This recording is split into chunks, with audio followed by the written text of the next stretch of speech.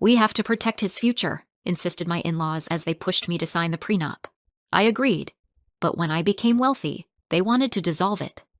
A few weeks later, my husband and they were speechless when they saw my move. When I was 23, I met Ryan. I was fresh out of college and had just started working my first job at a tech firm in Denver. Ryan was finishing his MBA at the time, and we met at a mutual friend's backyard barbecue. He had this calm confidence about him, charming, clever, just a little smug, but in a way that drew people in. I'll be honest, I was hooked from the first hour. Ryan came from a well-off family. His dad, Douglas, owned several auto dealerships, and his mom, Karen, ran a boutique in Boulder. They weren't billionaire rich, but they had the kind of money that makes life easier. Vacation homes, premium health insurance, new cars every few years. My family was solidly middle class. My dad was an electrician. My mom worked nights as a nurse. I had 2 younger brothers, and we were raised in a small but comfortable house in Arvada. We never went hungry, but new clothes or family trips were a luxury. I didn't grow up poor. I just understood the value of money. Ryan and I hit it off quickly. By month 3, we were inseparable. He loved how driven I was, how I didn't shrink around his friends or need constant attention. I loved how open he was with his ambitions and how he talked about wanting an equal partnership.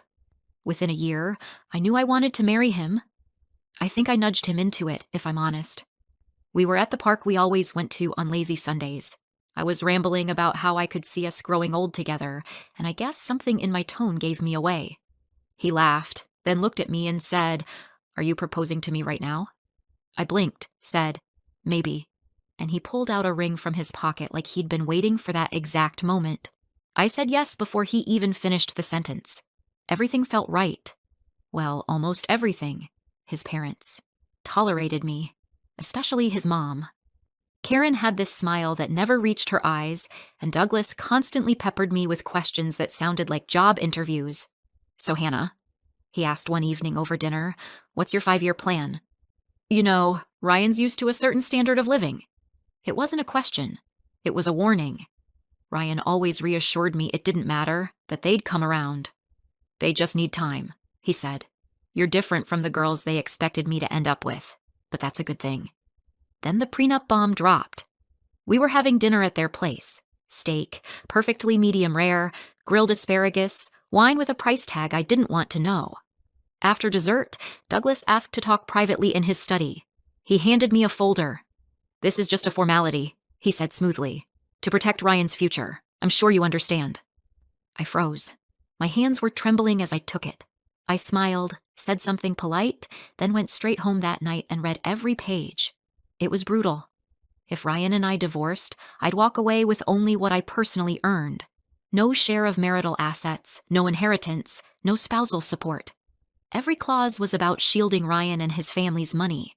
I wasn't even making $45,000 at the time, but I had dreams, big ones. I wanted to build something of my own, climb the ladder, maybe start my own company one day. I wasn't marrying Ryan for money. Still, it felt like they were accusing me of being a gold digger. I brought it up with Ryan the next day, trying to keep my voice calm. "Do you really want me to sign this?" He looked uncomfortable. "It's just paperwork," he said. "It doesn't change anything between us. It's more for my parents' peace of mind." "But what about my peace of mind?" I asked. He didn't have a good answer. In the end, I signed it. Not because I agreed with it, but because I loved him and I didn't want to start our marriage with a war. I told myself it didn't matter. I wasn't marrying into his family. I was marrying him. Looking back, that was probably my first mistake, letting his parents dictate the tone of our marriage. The wedding was stunning. Cathedral ceremony, upscale reception, designer dress that Karen insisted on buying, so you don't feel self-conscious in front of our guests. My family showed up in off-the-rack suits and dresses from department stores. His side looked like a Ralph Lauren catalog. No one said anything, but the divide was there. You could feel it in the air like static. After the wedding, Ryan and I moved into a modest apartment in downtown Denver. He started teaching business classes part-time while doing consulting gigs. I kept working my tech job. Long hours, tough clients, and an absolutely tyrannical manager. But we made it work. We cooked meals together, split bills down the middle, and saved every penny we could. His parents occasionally dropped comments like, "Must be hard budgeting on teacher salaries," or, "Have you two thought about asking us for a little help?" But we didn't want their help. We wanted to do it ourselves. Still, the prenup lingered in the back of my mind. Not as something I thought we'd use, but as a reminder. I was never fully trusted. Not by them. Not really. It didn't matter at first. We were happy, even if money was tight. Then something started changing. Me. After 4 years at the firm, I hit a ceiling. I was tired of being underpaid, underestimated, and burned out. One of my coworkers had started taking freelance web dev contracts for startups, and one day he showed me his monthly earnings. It was double what I made in a month. That lit a fire in me. I brushed up on newer programming languages. On weekends, I tinkered with app prototypes, UX tools, and new frameworks. I spent evenings teaching myself back-end infrastructure. Ryan was confused at first. "You're already working full-time," he said. "Why are you adding more?" "Because I'm tired of scraping by," I told him, "and I think I can build something." After about 6 months of freelancing, I landed a big contract. A fast-growing tech startup needed someone to architect their back-end system. It paid better than anything I'd ever touched, and it came with stock options. Ryan raised an eyebrow when I accepted the equity. "You sure those will be worth anything?" "I have a feeling," I said. I threw myself into the project. Weekdays, I still worked my main job, but every evening and every weekend, I coded like my life depended on it. Coffee, bug fixes, sprint deadlines, launch stress. Ryan supported me, mostly, but I could tell he was frustrated that I wasn't as present as before. We started arguing over small things, missed dinners, falling asleep at the laptop, canceling a movie night.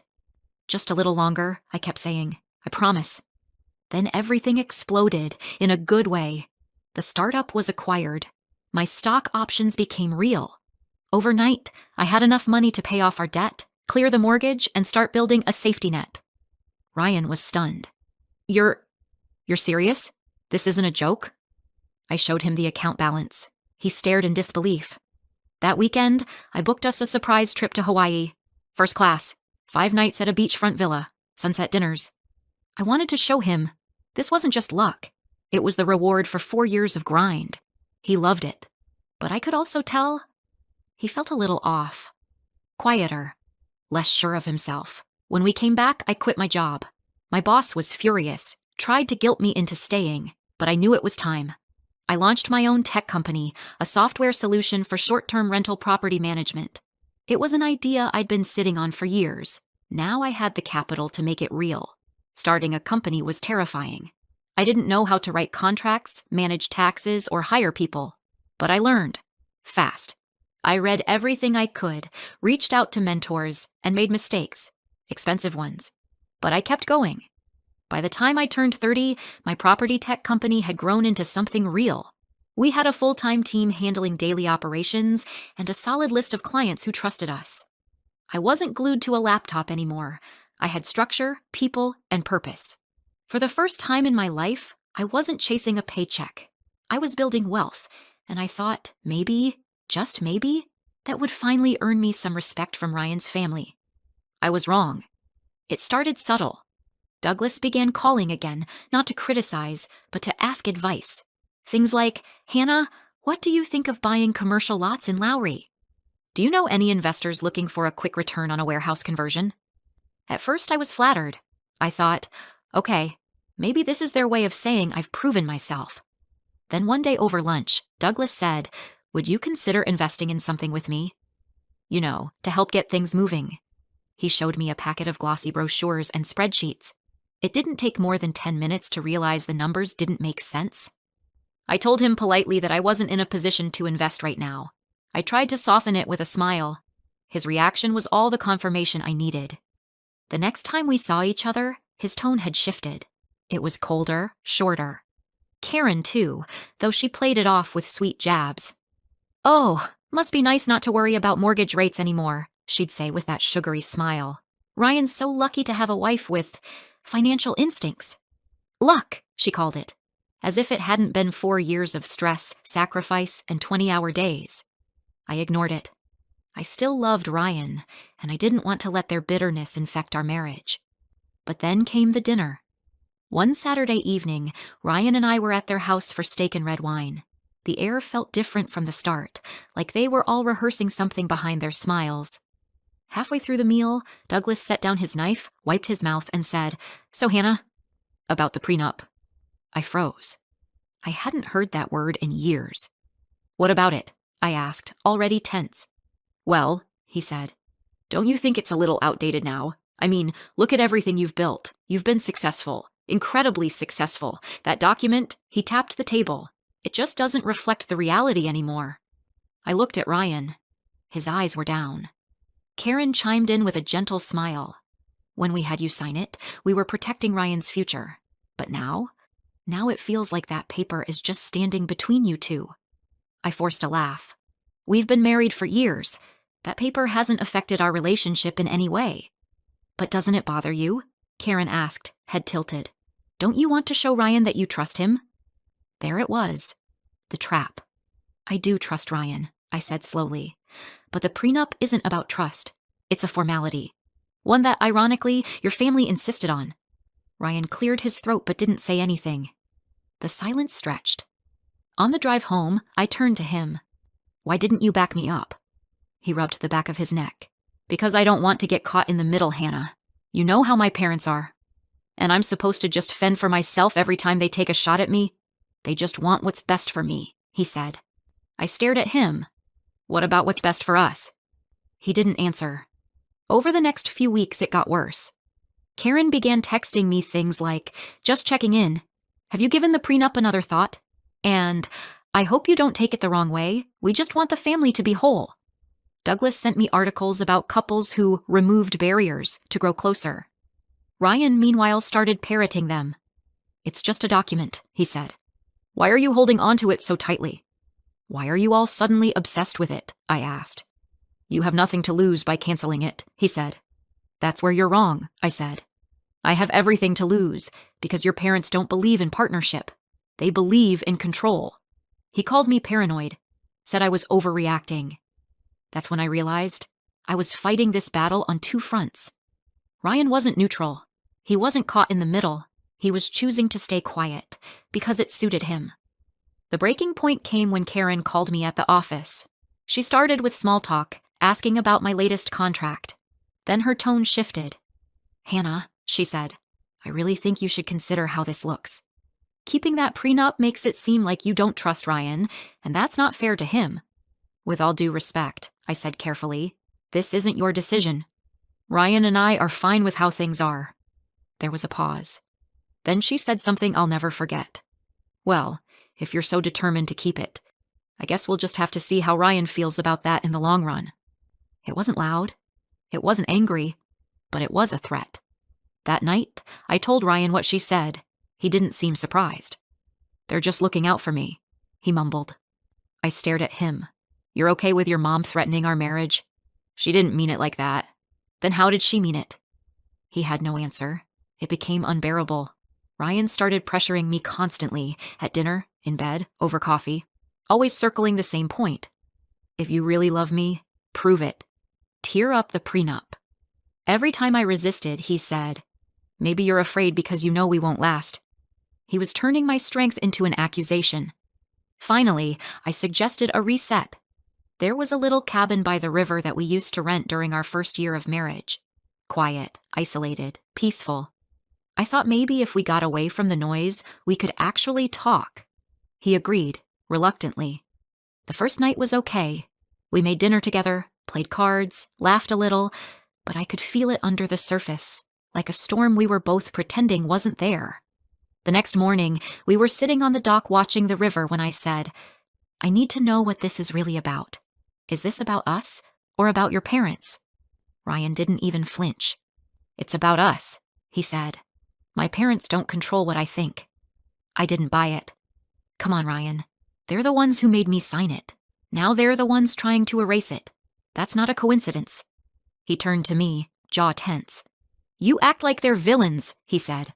"All they've ever wanted is what's best for me." "And what about what's best for me?" I snapped. "Or for us? This isn't their marriage. It's ours." His eyes flashed. "Maybe the issue isn't them, Hannah. Maybe it's you. Maybe you're so wrapped up in your empire and your insecurities that you can't see how unfair this is to me. I stared at him. You think I'm insecure because I won't tear up the agreement your parents forced me to sign? Because I want to protect what I built? He shrugged. Well, if you don't trust me now, maybe we shouldn't even be talking about a future together. That hit like a brick. So now you're threatening to leave me? It's not a threat, he said coldly. It's reality. If this prenup means more to you than I do, then maybe we're already done. I stood. I built this life with zero help from your family. If anyone should be questioning loyalty, it's me. He didn't reply. The rest of the trip was tense and silent. We barely spoke on the drive back. And when we got home, I felt like I was sleeping beside a stranger. Things didn't get better after the cabin. They got worse. Ryan stopped pretending. He barely looked me in the eyes. He stayed out late without explanation. When I brought up the prenup, he'd cut me off with passive-aggressive sarcasm. Oh, right, the sacred document. God forbid we make decisions like actual partners. One Wednesday evening, I came home from a late meeting and found his entire family sitting in our living room. Douglas, Karen, his sister Michelle, and Ryan himself, arms folded like they were waiting for a board meeting to begin. I froze. What is this? Douglas was the first to speak. We've been talking, he said calmly, and it's time to resolve this prenup situation. It's tearing the family apart. I stared at Ryan. He didn't even blink. I didn't realize this was a group project, I said. Last I checked, this was my marriage. Hannah, Karen said, her voice trembling with polished offense. You're treating Ryan like he's disposable. He's given everything to this marriage, and all you care about is protecting yourself. I felt something cold settle behind my ribs. With all due respect, I said, I built this life for both of us, while dodging your interference for years. You're hurting him, Karen continued. You may not see it, but you are. Douglas added quietly, and you're not the only one with options. Ryan deserves protection too. It landed like a warning, a legal one. I stood slowly. You're not threatening me with my own marriage, I said. You made me sign that document. You don't get to guilt me for keeping it now. Michelle sat off to the side, silent. She looked like she wanted to shrink into the couch cushions. Eventually, I told them all to leave. Ryan stayed behind. We argued for hours. Voices raised, doors slammed. He accused me of being selfish. I accused him of betrayal. I'm done being treated like a walking wallet, I said. And I'm done being treated like your intern, he shot back. He stormed out again, said he was staying at his parents' for a few days. I let him go. The next day, I got a message from Michelle. Can we talk privately? I overheard something I think you should know. We met at a small coffee shop near Cherry Creek. She looked terrible. No makeup, dark circles, glancing over her shoulder like she expected her mother to burst in any moment. I didn't want to get involved, she said, but this has gone too far. I waited. She took a breath. I overheard my parents and Ryan talking. They didn't know I was still upstairs. It was during that dinner meeting a few weeks ago. She paused, then dropped it. They've been planning something behind your back. Ryan wants to leave, but they're waiting until the prenup is canceled so he can take part of the business. Your business? I blinked. What? She nodded slowly. He's been seeing someone else. For a while. Her name's Chelsea, I think. They were talking about how if he leaves now, he gets nothing. But if he gets the prenup dissolved first, he walks away with a payout. My mouth went dry. I didn't want to believe it, Michelle said, her voice shaking. But they were laughing about it, joking about how you were too focused on work to see it coming. I leaned back in my chair, stunned. I'm telling you this because it's not right. You don't deserve it, and I'm sick of watching them bulldoze people. Why now? I asked. Because I've always liked you, she said, eyes full of regret. And I can't unhear what I heard. I thanked her. Swore I'd keep her name out of everything. That night, I went home and began digging. I went through shared credit cards, location history, emails, texts synced to the home computer. And what I found confirmed everything. Hotel bookings under his name, jewelry stores, restaurant charges I'd never heard of, ride shares to and from unfamiliar addresses, late-night Uber Eats to an apartment in Capitol Hill. I took screenshots, backups, printouts, date stamps. I even pulled security footage from our home camera of him coming in at 3 a.m., whispering into the phone. Then I called my lawyer. We built the file together. Every receipt, every message, every incident. We quietly began preparing a no-contest divorce with evidence of infidelity and intent to defraud. And then I waited. Ryan came back 2 days later like nothing had happened. He stood in the kitchen, leaned against the counter, and said, "We need to talk." I let him speak. He gave a long monologue about how distant we'd become, how unsupported he'd felt, how he needed to feel seen again. "You were married to your company," he said. "I didn't know how to compete with that." I said nothing. "So," he said finally, "I think we should go to counseling. Work on dissolving the prenup. Start fresh." I nodded slowly. Then I pulled out a manila envelope and placed it on the counter. "What's this?" "My answer." He opened it and paled. Photos, receipts, printouts, hotel logs, screenshots of his WhatsApp conversations with Chelsea, including the ones where he joked about how I never saw it coming. He dropped it. "You were spying on me?" "No," I said. "I was protecting myself, something your family's always been so concerned about." He tried to regain footing. "Look, it wasn't serious. It was just, don't," I said. "Don't insult both of us." He went quiet. Then he tried the next tactic. "We can fix this. We don't have to end like this. Let's just go to therapy, work through it." I shook my head. "There's no fixing this. You didn't just cheat. You planned to rob me. And you didn't do it alone." When I told him I'd already filed for divorce, his face collapsed. "You're serious? As serious as your Google Calendar entries?" He begged, pleaded, cried. But I was done. Thanks to the prenup, his family's own ironclad document, he walked away with nothing. No equity, no spousal support, no share of the company. His parents tried to contact me dozens of times. Voicemails, emails, a handwritten letter from Karen about how I was ruining Ryan's life and how I should learn to forgive. My lawyer told me to document everything in case they tried anything, but they didn't. Because they had no leverage, and when Michelle quietly confirmed that their finances were collapsing, Douglas's dealerships were defaulting on loans, Karen's boutique was hemorrhaging cash, I understood why they wanted my money so badly. They weren't protecting Ryan. They were trying to survive. Ryan moved back into his childhood bedroom.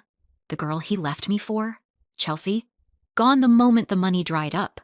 Michelle told me she ghosted him as soon as she realized he couldn't provide the lifestyle she expected. A month later, Ryan showed up at my office. My assistant tried to block him, but he barged through anyway. He looked rough, hollow-eyed, pale, wearing the same jacket he'd worn 2 winters ago.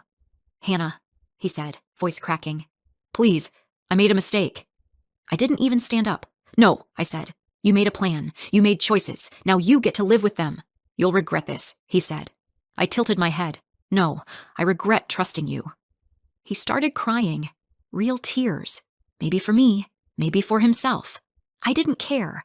I called security, had him escorted out. That was the last time I saw him. Michelle and I still talk occasionally. She moved to Seattle and finally found a job outside her parents' shadow. As for Ryan and his family, the dealership chain went under 6 months after the divorce. Karen closed the boutique. They downsized to a condo in a dated neighborhood they used to mock. I don't celebrate it, but I also don't feel sorry, because they made their bed, and I kept the receipt.